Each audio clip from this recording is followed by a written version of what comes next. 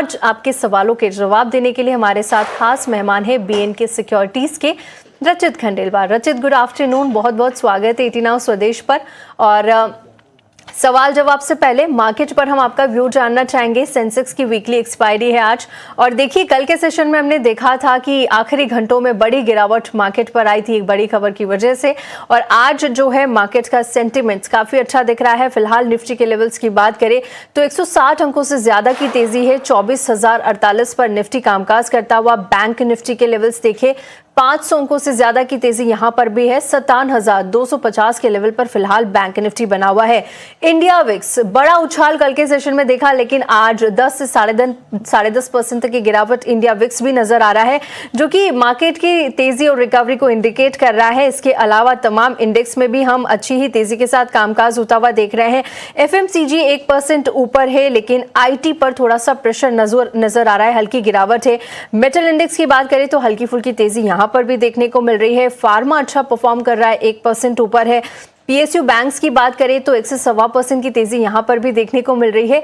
Overall बाजार की चाल को कैसे देख रहे हैं आप? कौन से लेवल्स बैंक निफ्टी और निफ्टी के लिए अहम होंगे, और क्या ये रिकवरी अब सेकेंड हाफ में भी सस्टेन करती हुई नजर आएगी? देखिए तृप्ति जी, आपको नमस्कार, और सभी दर्शकों को नमस्कार, and as always thank you for having me here. देखिए आज मूड माहौल अच्छा है, उसके पीछे का कारण कहीं ना कहीं हमने क्रूड भी कूल ऑफ होते हुए देखा, और जिस तरीके से ट्रम्प साहब की वापस से कमेंट्री आने लग गई कि ये सारी की सारी सिचुएशन जिस तरीके से बनती हुई दिखी कि हाँ डील हम वापस बातचीत कर रहे हैं। उसके साथ साथ देखिए आज एक इम्पोर्टेंट दिन इसलिए भी बन जाता है क्योंकि आज 151वां जन्मदिन है बीएससी का। आज ही के दिन 1875 में बीएससी बना था, एशिया का सबसे पुराना एक्सचेंज है। वो भी कहीं ना कहीं एक मैटर टू सेलिब्रेट है हम सब एक्सचेंज रिलेटेड लोगों के लिए। और आईटी इंडेक्स की जहां तक आप बात कर रहे थे तृप्ति जी, आज के लिए पोस्ट क्लोजिंग बहुत इंपॉर्टेंट एक आईटी इंडेक्स का ट्रिगर हम देखेंगे, जो कि होगा टीसीएस का रिजल्ट बहुत हद तक नंबर्स जिस तरीके के आएंगे वो तो इंपॉर्टेंट होंगे ही, उसके साथ साथ आप देखें गाइडेंस किस तरीके के देते हैं after one entire quarter of AI integration और एआई एक्विजिशंस जो हम देख रहे हैं, चाहे एचसीएल टेक हो, टीसीएस हो, इन्फोसिस हो, किस तरीके के फॉरवर्ड गाइडेंस देंगे वो आगे आईटी इंडेक्स का मूड माहौल आपको तैयार करता हुआ दिखाएगा। विक्स भी कूल ऑफ कर रहा है कहीं ना कहीं सेकेंड हाफ में भी। आज हम वीकली एक्सपायरी देख रहे हैं सेंसेक्स की, सेकेंड हाफ में भी अपमूव कंटिन्यूड होता हुआ देखने को मिलना चाहिए, और 24,100 से 150 तक का मोमेंटम मार्केट आज आपको करता हुआ दिखा सकता है। चलिए, तो मार्केट को लेकर ये नजरिया रचित जी की तरफ से आता हुआ, और आगे बढ़ते हैं। अब आपके सवालों को शो में शामिल करते हैं। हमारे साथ एक लाइव कॉलर मौजूद है, मुकेश। बहुत बहुत स्वागत है आपका 18 नाउ स्वदेश पर। कहाँ से बात कर रहे हैं आप? नमस्ते मैम, उत्तराखंड से मैम। नमस्ते, बताइए मुकेश, क्या क्वेरी रहेगी आपकी आज की? मैम मेरे पास एनबीसीसी के हैं, और मेरे पास पीएनबी है, और एक मेरे पास ये अशोका लेलैंड है जी।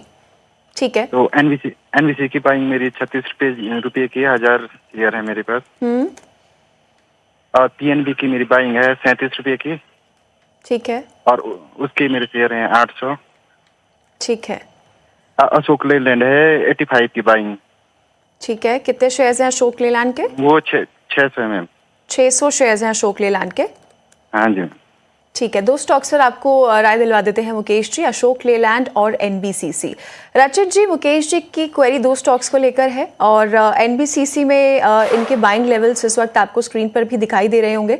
1000 क्वांटिटी में 34 के एंट्री प्राइस पर उन्होंने लिया है लॉन्ग टर्म व्यू, और अशोक लेलैंड में 85 और 600 के भाव पर इन्होंने लिया है। दोनों स्टॉक्स पर क्या राय रहेगी रचित जी इनके लिए? मैम आपको भी गुड आफ्टरनून। और आप देखिए एनबीसीसी भी जिस प्राइस पॉइंट पे इन्होंने ले रखा है, और अशोक लेलैंड दोनों जिस प्राइस पॉइंट पे ले रखा है, ये लॉन्ग टर्म इन्वेस्टर मुझे मालूम पड़ते हैं। और पहले तो कॉन्ग्रेचुलेशंस, आपने अच्छे प्राइस पॉइंट पे दोनों शेयर ले रखे हैं।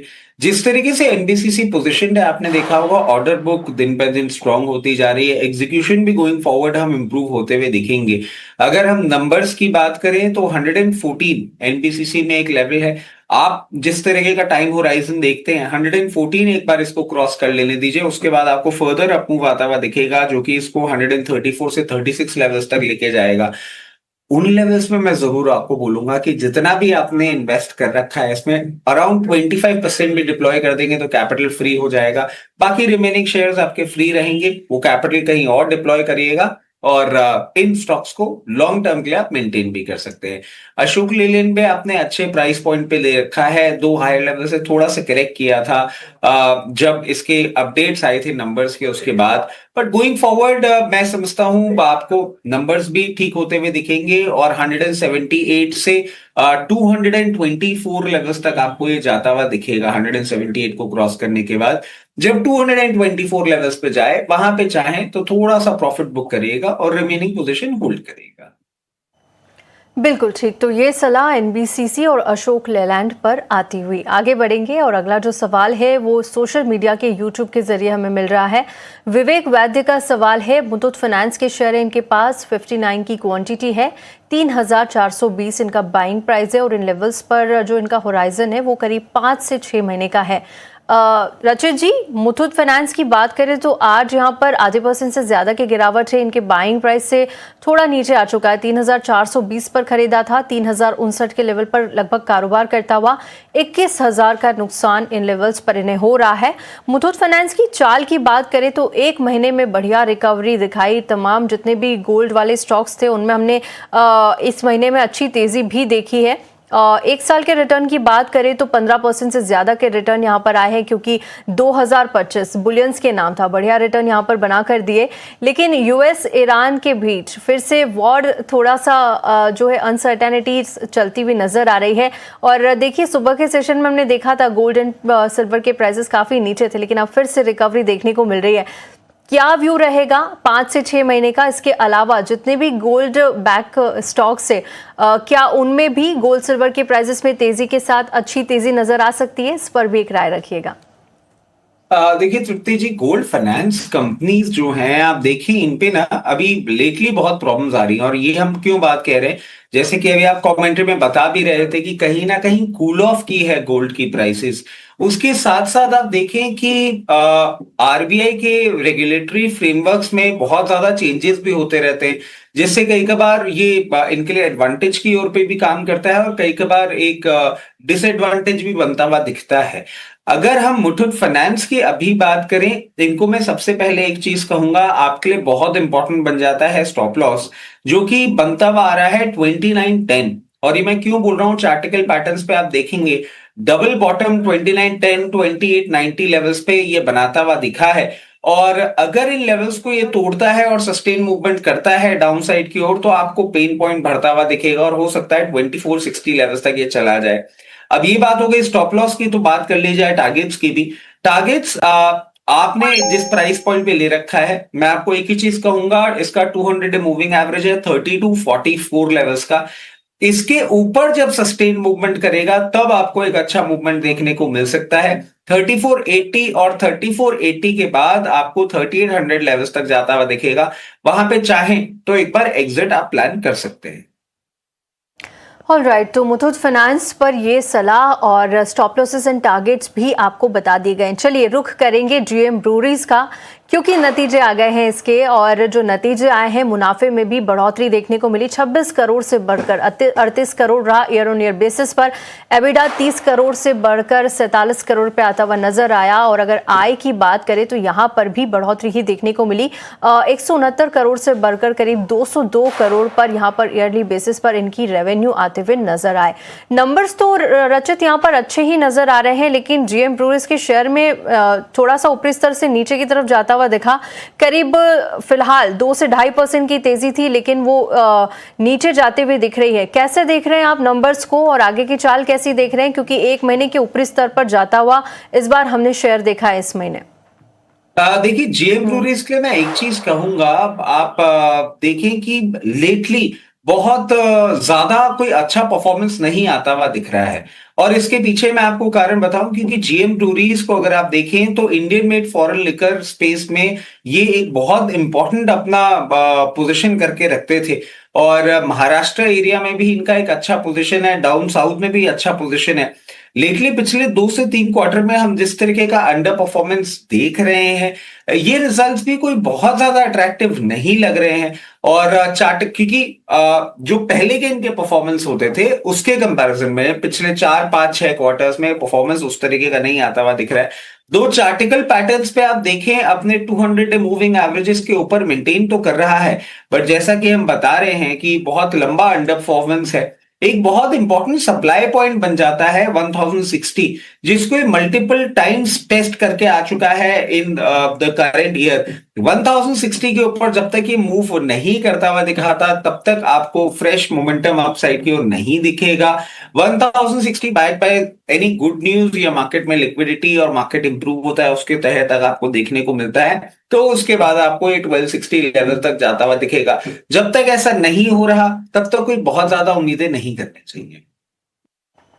शुक्रिया रचित जी डीएम ब्रूवरीज पर ये सलाह देने के लिए। और आगे चलते हैं, एक लाइव कॉलर हमारे साथ जुड़ गए हैं इस वक्त, उनको भी शो में शामिल कर लेते हैं।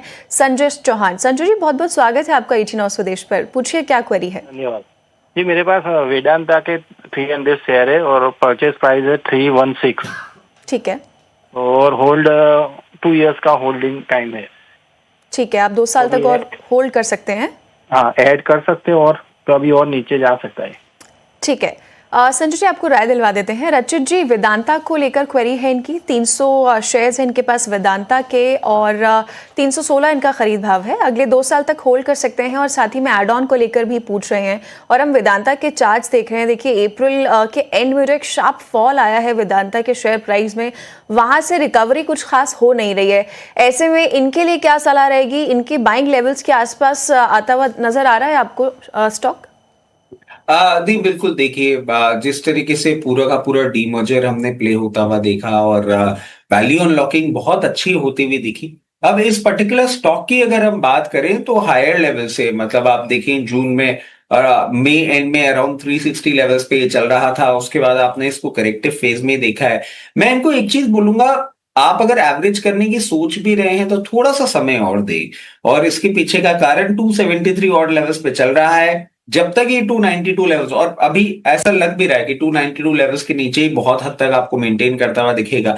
ये एक बार अपना 200 डे मूविंग एवरेज जरूर टेस्ट करने आएगा जो कि 250 है। तो कभी भी आपको 248, 246 इन लेवल्स पे देखने को मिले तो एक बार एवरेज करने का आप जरूर सोचें। अभी आपका प्राइस पॉइंट डिफरेंस इतना ज्यादा नहीं है। मैं यहां पे एवरेज करने की आपको राय बिल्कुल भी नहीं दूंगा। 2 साल के लिए आप वेट कर रहे हैं, इसमें एक अच्छा इन्वेस्टमेंट ग्रेड स्टॉक है और मैं समझता हूं जैसे ही टर्न अराउंड आएगा इस बार 386 और उसके बाद 440 लेवल्स भी दिखाएगा। आराम से बने रहें, एवरेज यहां नहीं, अगर किसी मार्केट करेक्शन में लोअर लेवल पे मिले तो जरूर करें। ऑलराइट, तो वेदांता पर ये सलाह लेवल्स पर एवरेज करने की राय आपको नहीं मिल रही है। आगे बढ़ेंगे और अगले लाइव कॉलर को शामिल करेंगे। रजनीश खट्टर इस वक्त हमारे साथ है। रजनीश जी बहुत बहुत स्वागत है आपका, पूछिए क्या सवाल है। मैडम मेरे पास SBI के 120 शेयर पड़े हैं 1040 पर जी, और अडानी एंटरप्राइजेज के 50 शेयर पड़े हैं 3154 पर। अदानी एंट के कितने शेयर है आपके पास? 50 शेयर। और क्या बाइंग प्राइस रहा आपका?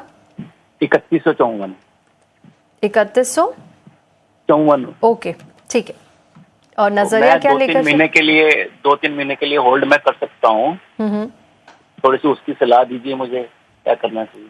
बिल्कुल ठीक, 2-3 महीने के लिहाज से राय चाहते हैं। और सबसे पहले रचित आपको बता देते हैं SBI के शेयर है 120, एंट्री प्राइस जो उनका रहा है 1040 रहा है।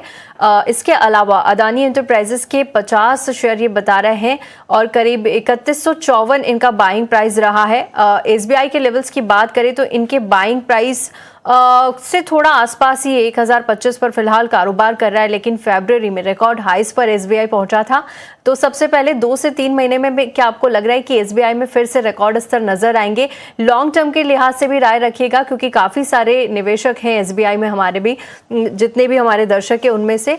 इसके अलावा अदानी एंटरप्राइजेस के लेवल्स की बात करें तो यहाँ पर भी अच्छी तेजी तमाम अदानी शेयरों में देखने को मिली और 50 क्वांटिटी है, 3154 इनका बाइंग प्राइस है।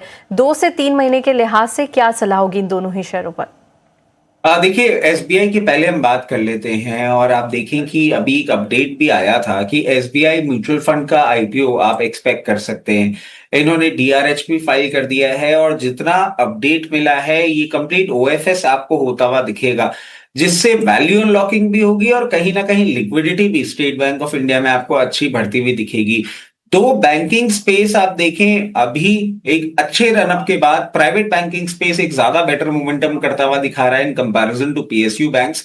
बट एक तो Q1 के अपडेट्स और ये आईपीओ, ये जरूर इसको एक अपसाइड मोमेंटम में लेके जा सकता है। और अगर आप 2 से 3 महीने का ही टाइमलाइन इस पे दे सकते हैं तो 2 से 3 महीने के लिए मैं आपको बोलूंगा कि कहीं भी आपको 1110 1112 लेवल्स देखने को मिले, एक बार आप प्रॉफिट बुक कर सकते हैं। जितने भी हमारे दर्शक मध्यम से लंबी अवधि के लिए इन्वेस्टेड हैं, इसमें एक बहुत ही पोटेंट और बहुत ही बढ़िया काउंटर है, देश की तिजोरी बोलते हैं इसको। और 1240 और 1240 के बाद 1320 तक के लेवल्स आपको मीडियम टू लॉन्ग टर्म में ये दिखा सकता है, तो बने रहें। अडानी एंटरप्राइजेस आप देखें, बहुत टाइम बाद एक अच्छा परफॉर्मेंस आपको करता हुआ दिख रहा था। थोड़ी बहुत ये जियोपॉलिटिकल टेंशन और ये सब के चलते एक करेक्टिव फेज में आया है, बट कोई प्रॉब्लम वाली बात नहीं लग रही है। मैं समझता हूं वापस आपको एक टर्न अराउंड इसमें जरूर देखने को मिलना चाहिए। एक हल्का सा सप्लाई पॉइंट आप विटनेस करेंगे 3240 लेवल्स पे। जैसे ही उनको इस बार क्रॉस करेगा 3380 और 3440 तक के लेवल दिखाने का दमखम रखता है। बिल्कुल ठीक। तो ये सलाह अडानी एंटरप्राइजेस और एसबीआई पर आती हुई और इसी के साथ यहाँ पर